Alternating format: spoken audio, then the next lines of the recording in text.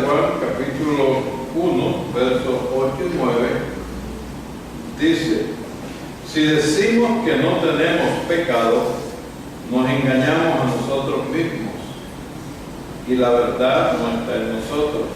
Si confesamos nuestros pecados, Él es fiel y justo para perdonar nuestros pecados y limpiarnos de toda maldad. Que el Señor añada bendición en su palabra.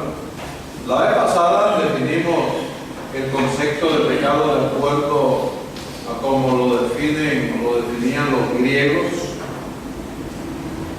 Definimos el concepto de pecado como lo definían en el judaísmo, y también definimos el concepto de pecado como lo definía o lo define el cristianismo.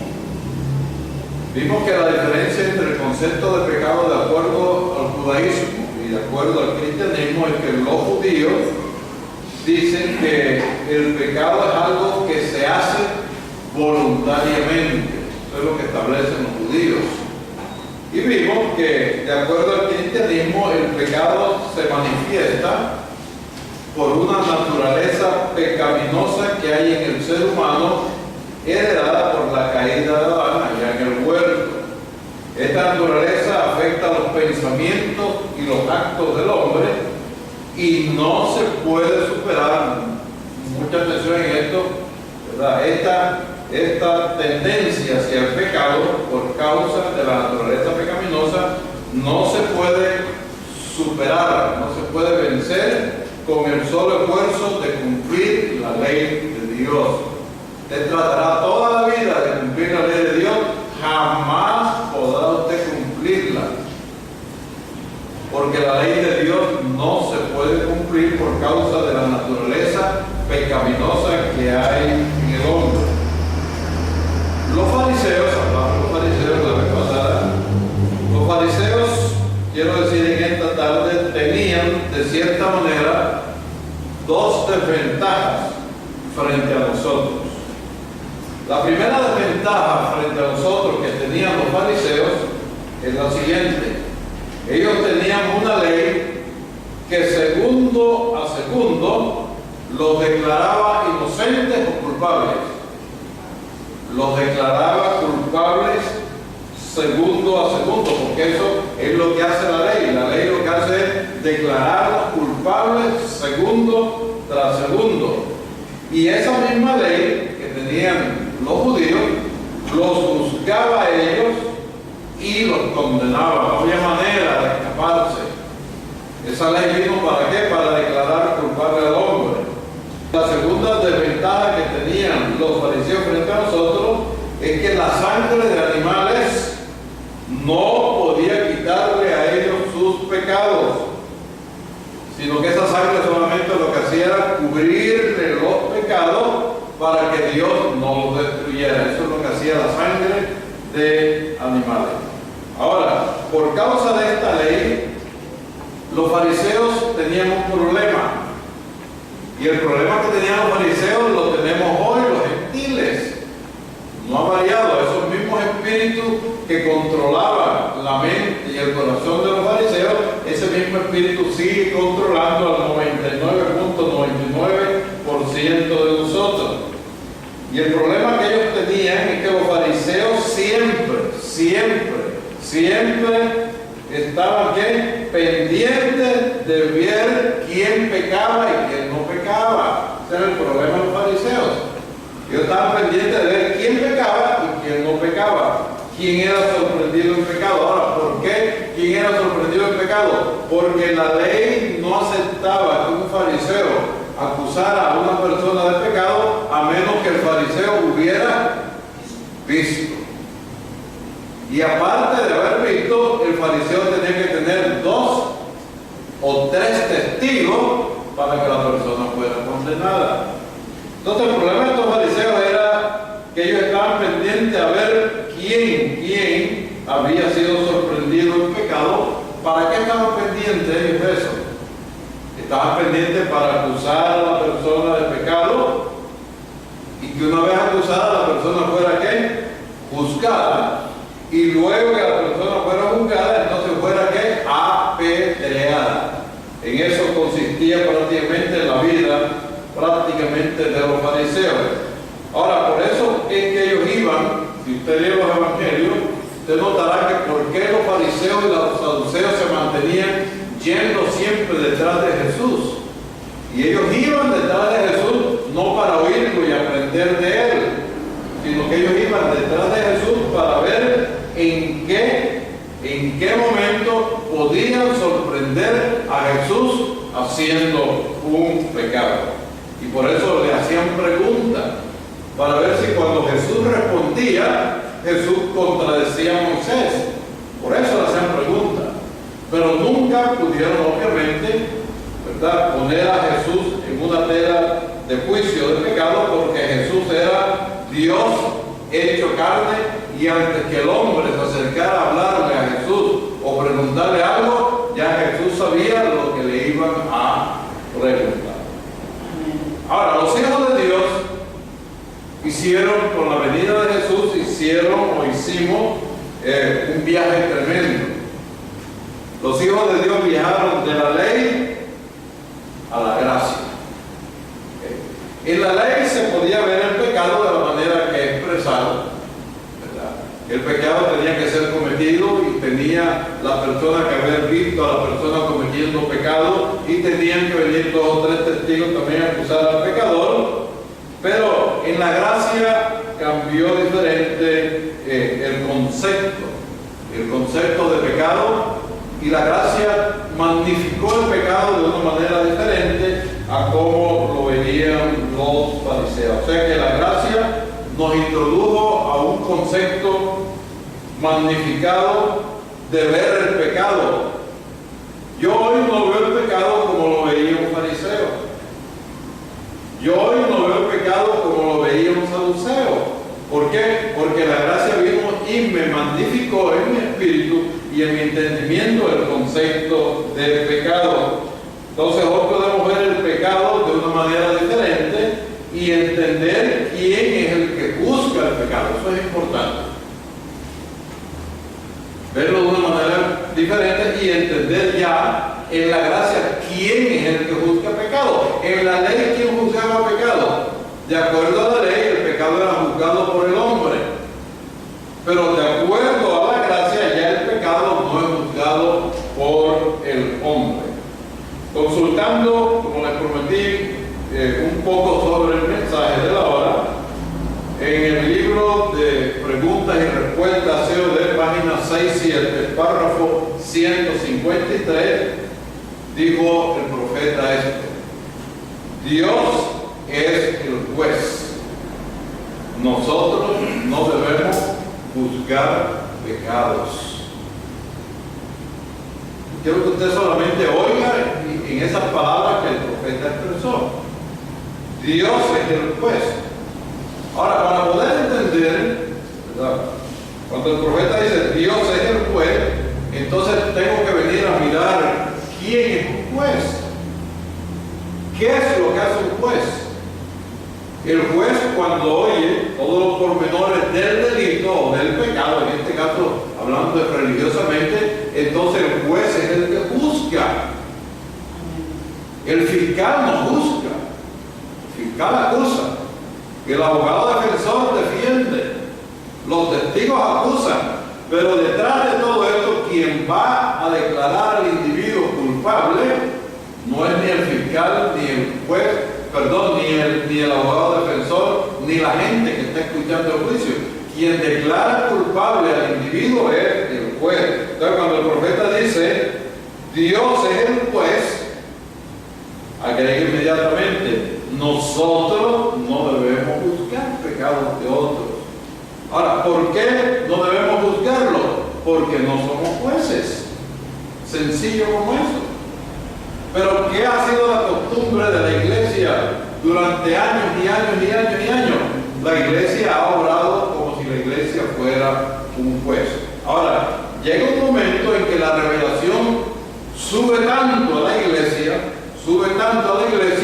donde la iglesia entiende que ella también podría juzgar pecado. Pero esta revelación que sube a la iglesia, ¿verdad? Hasta el punto donde ella podría entender, ¿verdad?, que ella podía juzgar pecados. Entonces le enseña a la iglesia cómo juzgar pecados. Porque yo pregunto, ¿sabe la iglesia juzgar pecados? No, la iglesia no sabe juzgar pecados. La iglesia sabe echar a la gente. La iglesia sabe patear a la gente. La iglesia sabe murmurar de la gente, pero la iglesia no sabe cómo juzgar pecados.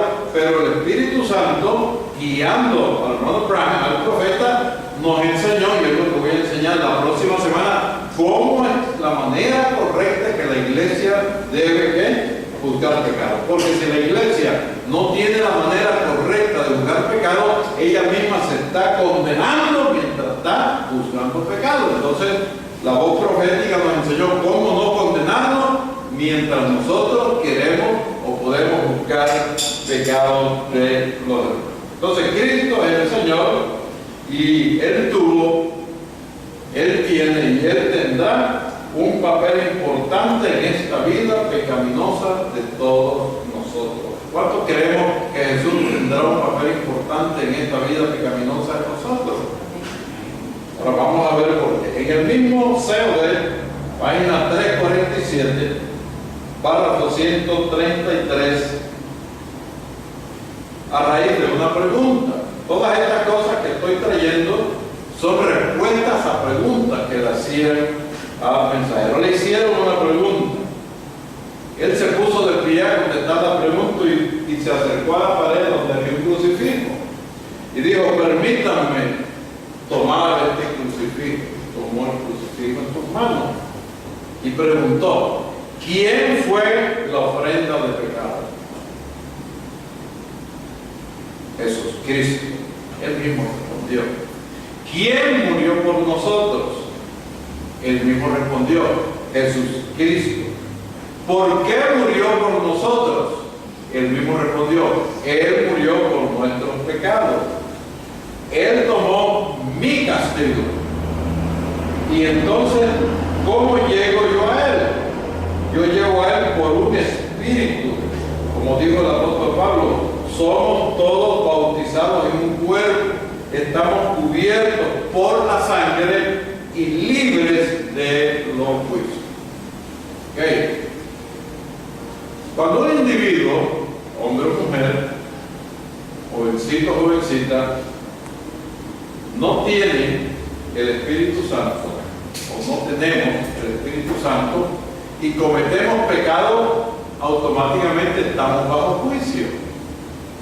Más, si un hombre o una mujer comete pecado, fíjense, comete pecado, pero tiene el Espíritu Santo, él no está bajo juicio. Esa es la gran diferencia entre la razón por la cual, ¿verdad?, el Espíritu Santo tiene un papel importante dentro del creyente. No es lo mismo un creyente sin el Espíritu Santo que un creyente con el Espíritu Santo. Hay diferencia.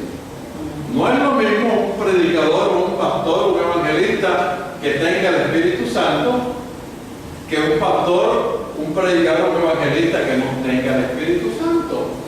Los dos van a predicar. Los dos van a dar sermones que posiblemente impresionan a todo el mundo. ¿Por qué? Porque tienen conocimiento de la Escritura. Pero sin embargo, aun cuando los dos asombren a la congregación mientras están predicando, enseñando, dando una gran cruzada, eso no indica que el individuo está lleno del Espíritu Santo. Aun cuando llena un estadio, no significa que tiene el Espíritu Santo. Entonces puede tenerlo o puede uno no tenerlo. Entonces, cuando el Espíritu Santo está dentro de un hombre o dentro de una mujer, y ese hombre o esa mujer, fíjense, hace algo incorrecto, esa persona no está bajo juicio. Hermano, ¿cómo puede el hermano tal o la hermana tal haber hecho eso y básicamente no está bajo el juicio de Dios? La respuesta es si tiene el Espíritu Santo. Aunque usted crea que está bajo el juicio de Dios, la persona no tiene ningún juicio en contra de él. la persona no está condenada, aún cuando cometió el error.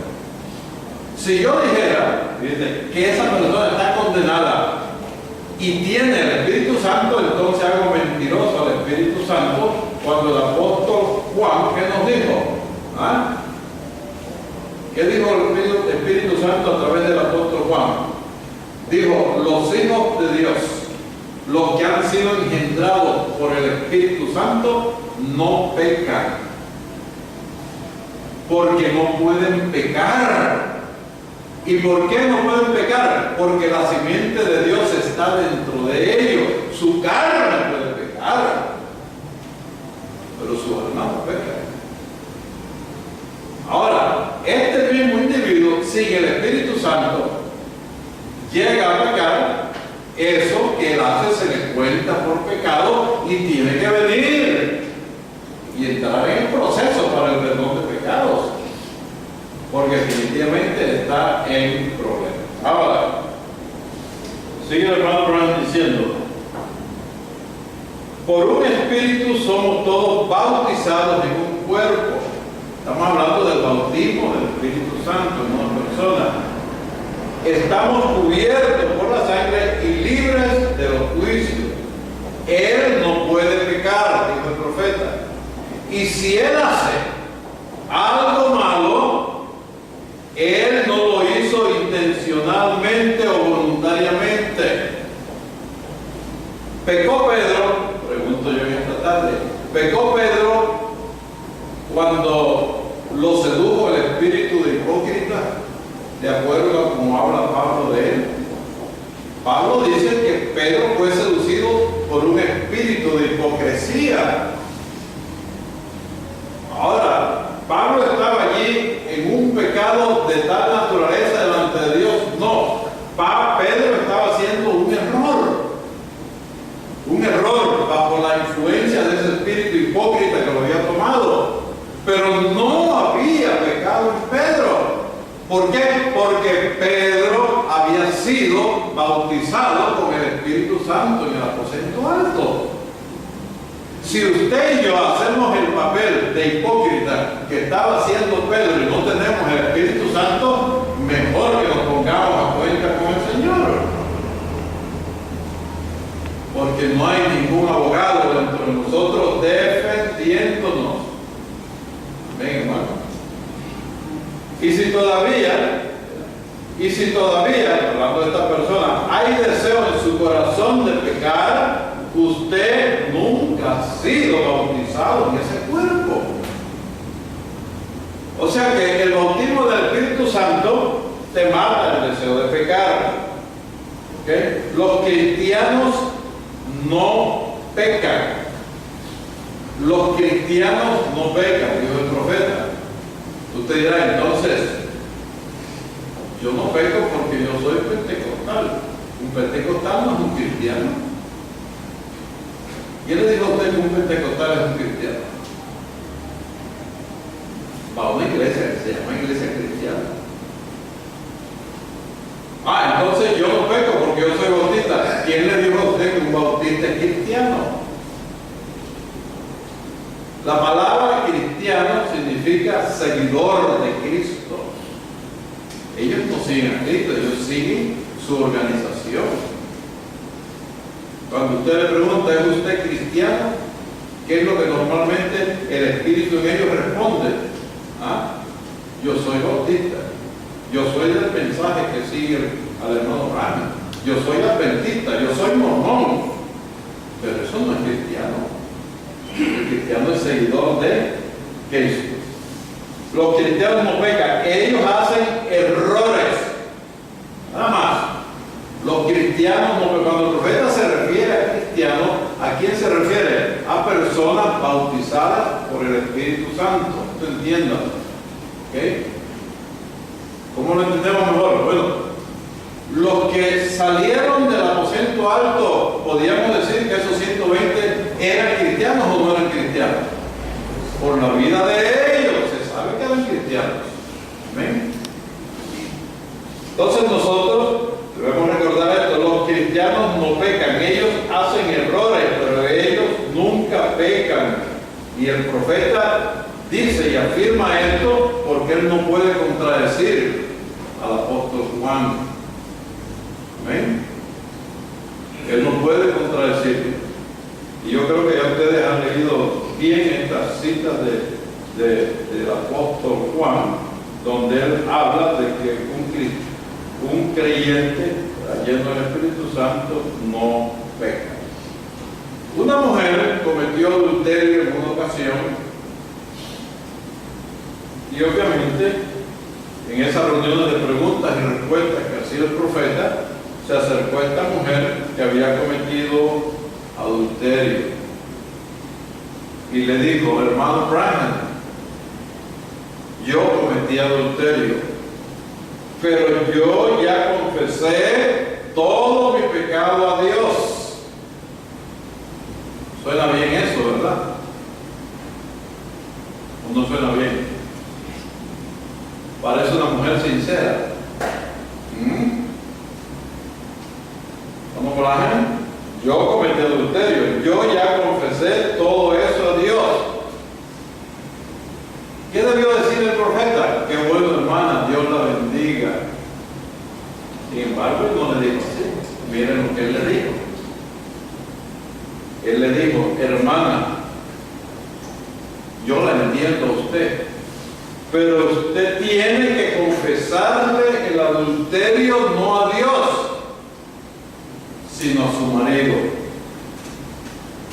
¿Vio la diferencia entre lo que es tomar palabras sin una revelación correcta? Porque posiblemente por años, ¿verdad?, usted ha pensado si la hermana cometió adulterio o no, pero ya se arrodilló y le pidió perdón a Dios, pero da la voz de un profeta que dice: yo la entiendo, hermana, ¿verdad?, pero usted tiene que confesarle ese pecado a Dios, no confesárselo a su marido, porque no fue contra Dios que usted pecó.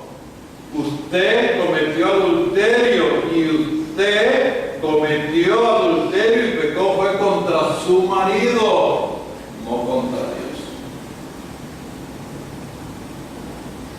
Entonces, cuando un hombre comete adulterio, ¿contra quién peca? De acuerdo al profeta, ese hombre no peca contra Dios. Ese hombre peca contra su esposa. El apóstol Pablo, hablando del cuerpo, cuando el apóstol Pablo habla del cuerpo, ¿a qué se refiere? Cuando toca al hombre y dice que el que ofende o hace algo incorrecto contra su propio cuerpo peca. ¿Cuál es el cuerpo del hombre?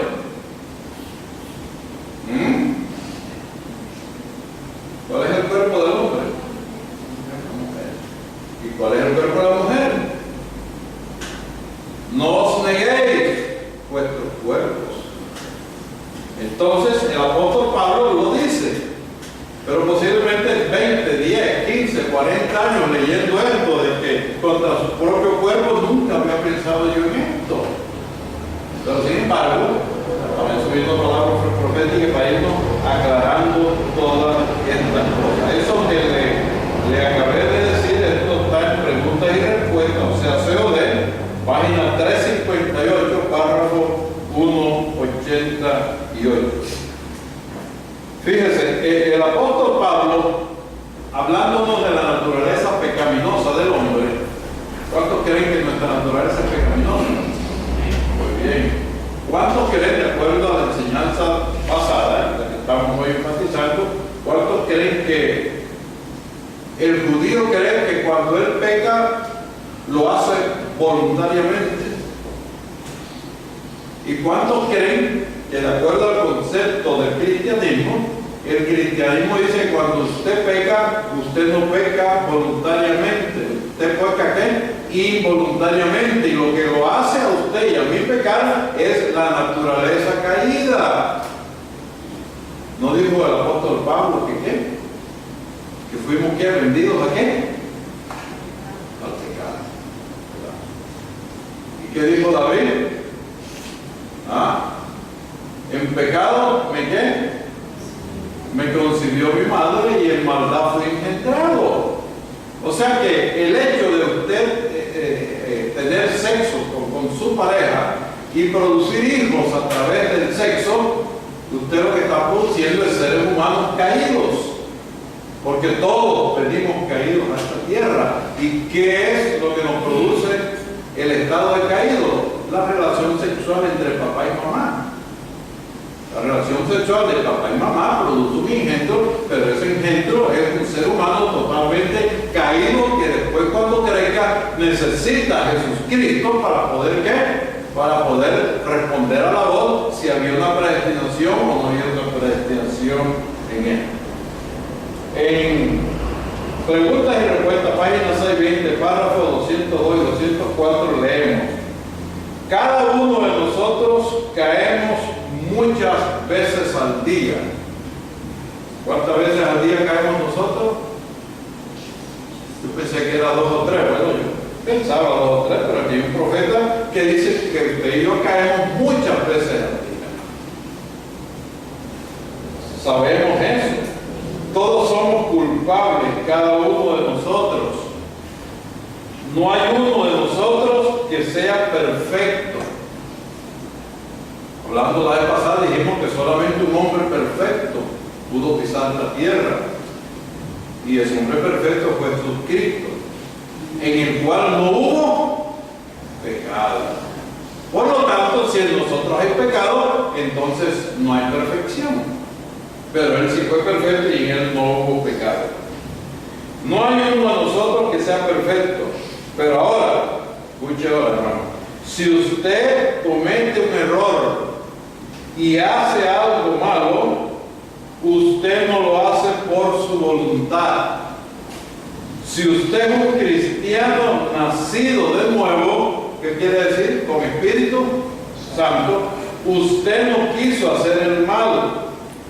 Ahora, Dios le permitirá que usted continúe y continúe y continúe así en pecado y muera de esa manera y se pierda, o Dios lo va a traer para reconciliarlo con Él. Como hijo, Dios lo va a traer para reconciliarlo con Él. Él lo traerá otra vez. Página 620, párrafo 206, dice: pero siendo que usted, hablaba la persona, me habla a mí, le habla a usted, pero siendo que usted está viviendo aquí en este mundo, hay trampas puestas para usted en donde quiera. Y recuerde que cuando usted comete un error, un cristiano, si es verdaderamente cristiano, regresa rápidamente para ser reconciliado. Ahora, ¿qué es lo que te hace o me hace a mí regresar para reconciliarme rápidamente con el Señor?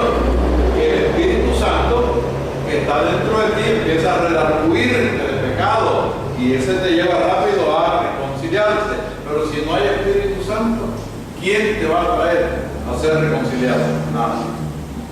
Ahora, muchos creen que un profeta es un hombre perfecto, que no falla, pero vamos a ver lo que dice el mismo profeta.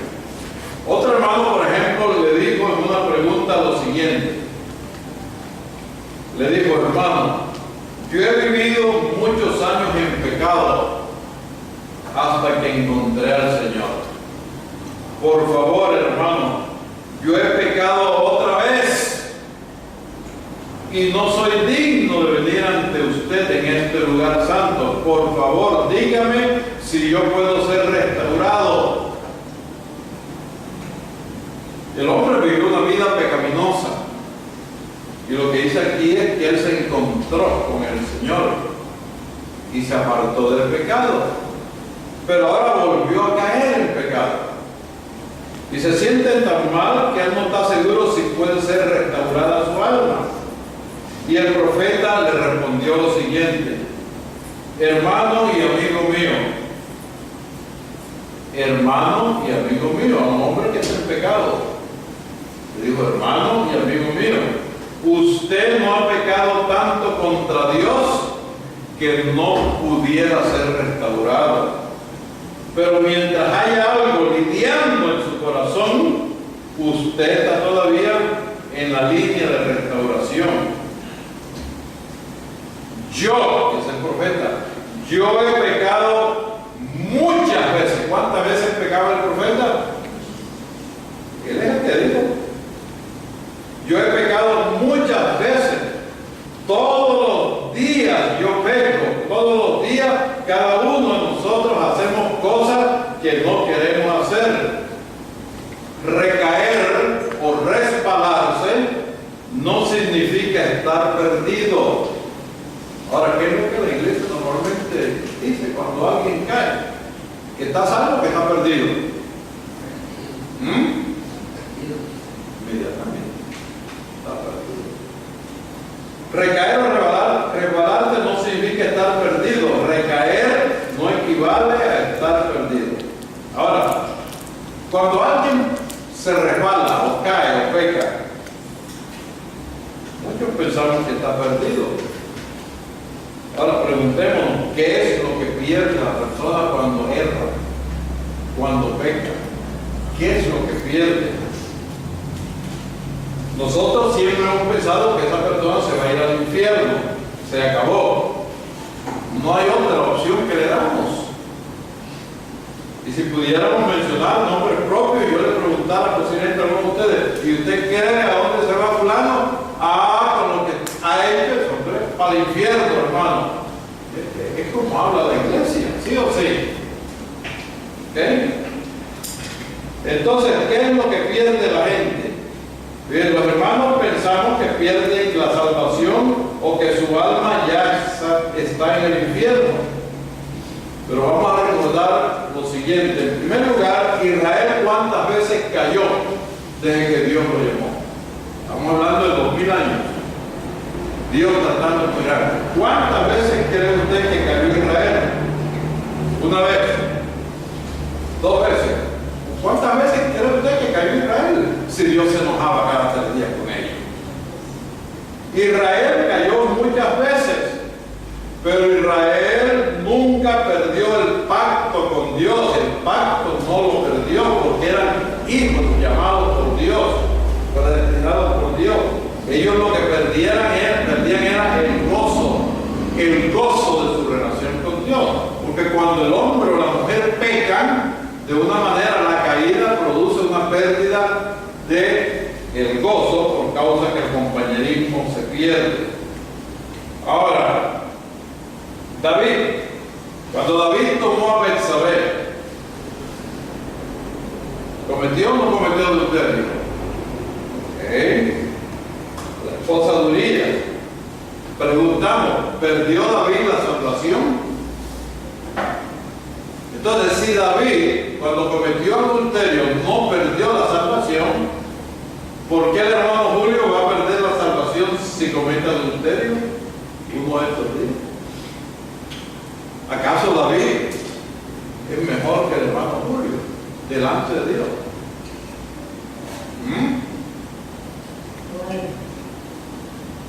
Entonces, todas estas cosas tenemos que irlas procesando.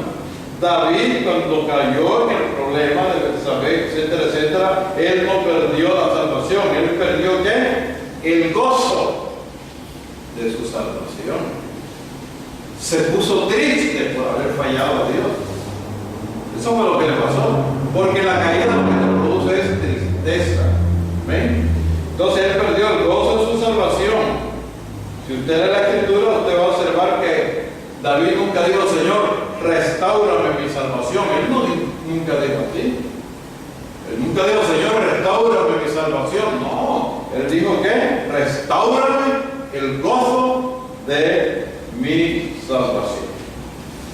Y para terminar, COD, párrafo 110, 119 y 124, nos termina el mensajero diciendo, si usted comete un error, usted no peca voluntariamente. Usted solo hizo algo malo. ¿Entiende? Usted ha cometido un desliz. Es verdad, usted estaba aquí arriba en compañerismo con Dios. Aquí, estaba arriba en compañerismo con Dios. Pero ahora ha caído otra realidad. Si usted ha caído hasta abajo, eso no quiere decir que usted está perdido. Usted es solo un águila. Mire qué precioso. Usted solamente es un águila que entró en una jaula. Eso es todo. Usted ha sido enjaulado en un pecado otra vez. Usted no quiere estar allí. Esa es la razón por la cual usted está mirando hacia arriba.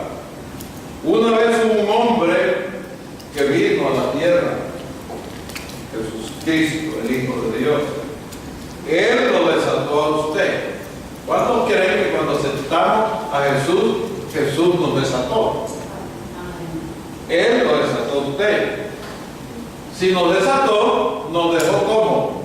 ¿Enjaulados o libres? Libres. Usted está libre. Él murió en su lugar para quitarle sus pecados. Usted solo crea en Él y mueva sus alas y vuele con el resto de la hermandad y no se quede en ese hoyo del diablo.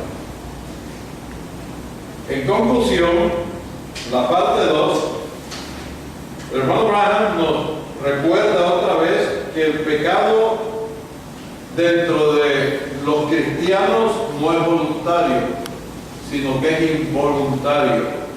¿Por causa de qué? Por causa de la naturaleza pecaminosa que hay en el ser humano. Y esta naturaleza pecaminosa lo lleva hacia el pecado.